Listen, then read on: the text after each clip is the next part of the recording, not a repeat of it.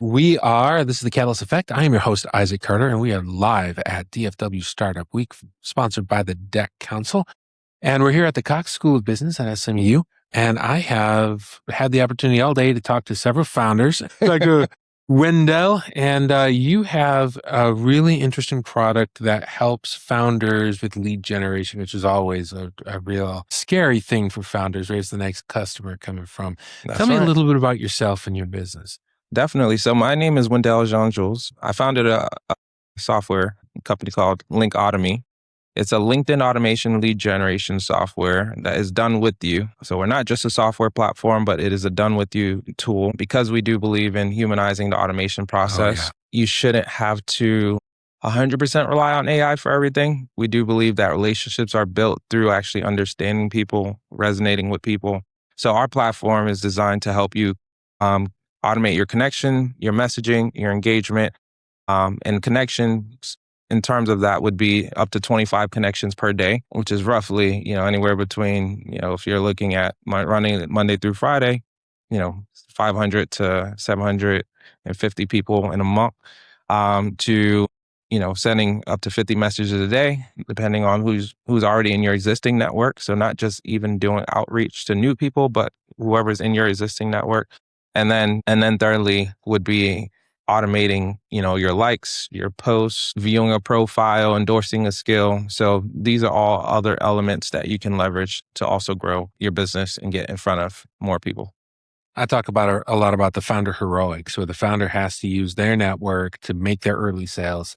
And they make their sales and connections by just brute force. But so many founders, even though they rely on their network to make it, are not actively leveraging their network. I agree. And one thing, it is really hard. I have employees to manage. I have customers to keep happy. I have products to develop and bills to pay and things to do. And yeah, I have my network out there, but I don't really think about it until I need the next sale, which is already too late, right? It is. And the beauty behind our product as well, which I failed to mention, is we actually have a lead scraper in the back. So once you connect your LinkedIn account into our software, let's say you had 1,000 people that are already in your network, you can actually export all of them into a CSV file. It'll scrape their phone number, email, company information, which then also you can leverage to move into your own CRM, re-engage those individuals. And then we also have CRM integrations with Go High Level, HubSpot, Salesforce, where any new connections that you make, it does extract their information. And then you can move it into your CRM and retarget those people too. So what's one of the biggest frustrations your customers face before they meet you? Biggest frustrations, I would say that they're spending too much time going to networking events and not getting any new business, or they're spending too much time chasing the next customer. And sometimes we always look at it from, sometimes not the customer you need to be chasing. Maybe you just need to look for your strategic partners that are already working with your customers, right? So we can look at building campaigns around that. But yeah, time, also is of the essence. So a lot of people are wasting time and not really spending time working on their business, but they're too busy being in the business. Yeah, that's something we talked about earlier. Every business is a B2B business. Yes. Because you have to be cultivating your strategic partnerships. If that's just a fact of life these days, the networking and the strategic partnerships is crucial. So many businesses, they just leave that on the side. Hey, why chase 1,000 when you can chase 100? Think about that one, right? Why chase 100 when you can have 10 partners referring networks? The referral programs are powerful. They are. So how do you solve this frustration for your customer? So we solve this frustration based off of, one, understanding every aspect of their business, right? So once you become a client, we have a whole entire automated process in terms of filling out a questionnaire. We learn everything that we need to learn about your business. Then we create basically instantaneously your actual campaign game plan, which identifies your top 3 campaigns, who you should be targeting, the sector, the industry, everything that you need to know about that profile, along with the messaging, which then becomes a live document that you can review. And then once you approve that, then we jump on an onboarding call, we get your campaigns turned on, and the rest is history from there. So awesome. There are other LinkedIn automation products out there. Yes. What makes your approach different? So we humanize automation. right? That's the biggest thing. I think most people that have invested in other tools, and I've heard this all the time, one is that their platforms are not secure. They're getting suspended on LinkedIn because they try to run Claude through some type of lead scraper and then LinkedIn blocks them, or they've used another platform that wasn't secure, or typically you would have another tool, you just pay for it, but then you don't even know how to use it. So then the usage of actually really what it's designed for is not really being used. So I would say most platforms, they don't spend the time educating their clients on how to best maximize their use on LinkedIn. And we are very big on doing that. Yeah. You want to be building your prestige, not jeopardizing it. I agree. You need to be building your reputation, not souring it. And so many automation, they want to take the human out. Yes. For you and I think we both believe in elevating the human.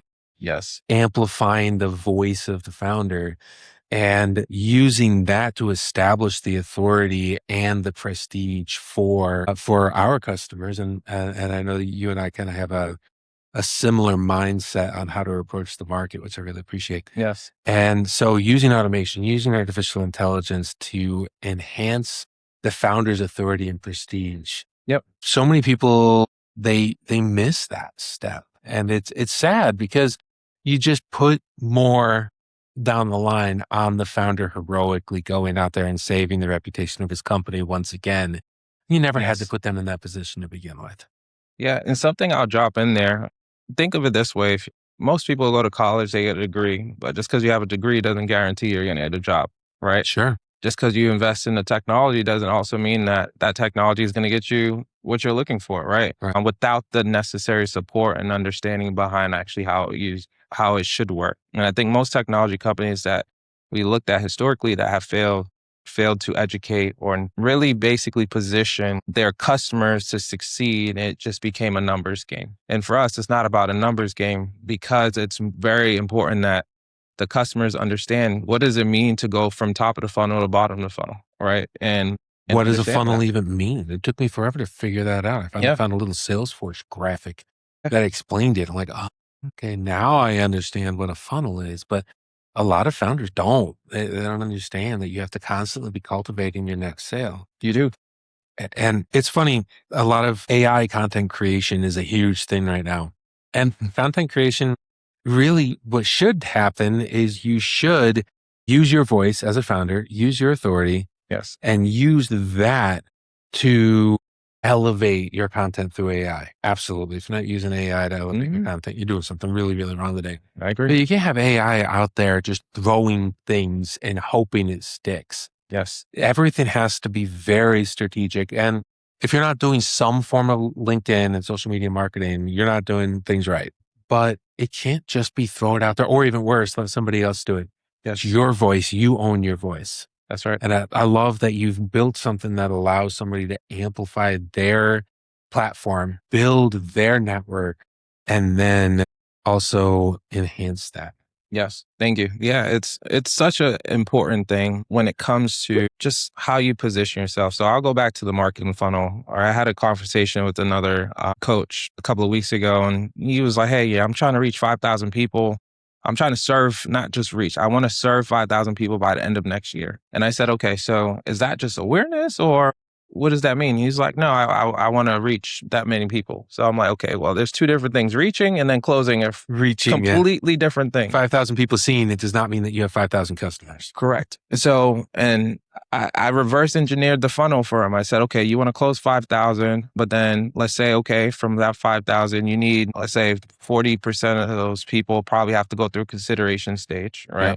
Then from that consideration stage, then they need to go to the interest stage. And then there's a certain percentage there as well, right? And then by the time you get to awareness and you reverse engineer math, 5,000 people that you would close, means that you have to have an awareness of over 1 million people. Yeah. How much money you willing to spend on that much? Spend on that. You better know that you've got your conversion figured out before you do that 1 million person reach, or you just dumped a bunch of money and you're not getting anything. And that's what's happening. That's why people say marketing doesn't work. It's not that it doesn't work. You just don't have the proper channels or funnels in place to basically systemize it. Yeah, I was convinced marketing didn't work for a really long time. And it was because I would just Record a video, throw it out there. Record a video, throw it out there.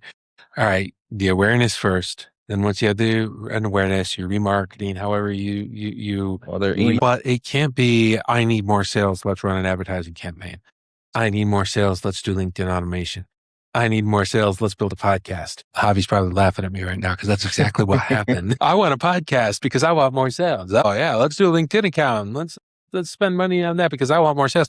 That's not what works. And I wish it was, because if I could take money and throw it at it and then just have customers come in, it'd be amazing. But that's just not how this works. You have to understand the funnel and get people aware, and then learn how to make sure you're activating that awareness into interest, into consideration, into negotiation, and let it into being an active customer, and then continue to activate and cultivate that relationship. I agree. Awesome. Well, this has been a lot of fun. I wish we had more time to talk. Hopefully we will soon. Definitely we will. So if somebody is really interested and they want to find you, how do they reach you? Yeah, so you can go to linkautomy.io. So that's linkautomy.io. If you want to book a demo and see, how this could work for your business and helping you automate your business, then that's one way you can do it. Or you can just Google me. I'm pretty much on every single social media platform, which would be Wendell Jean-Jules, WENDELLJEAN-JULES. You could find me on all social platforms, and then you can also get redirected through my website. Or come on down to DFW Startup Week and look for the guy with the really sharp floral shirt. Appreciate it. Thank you.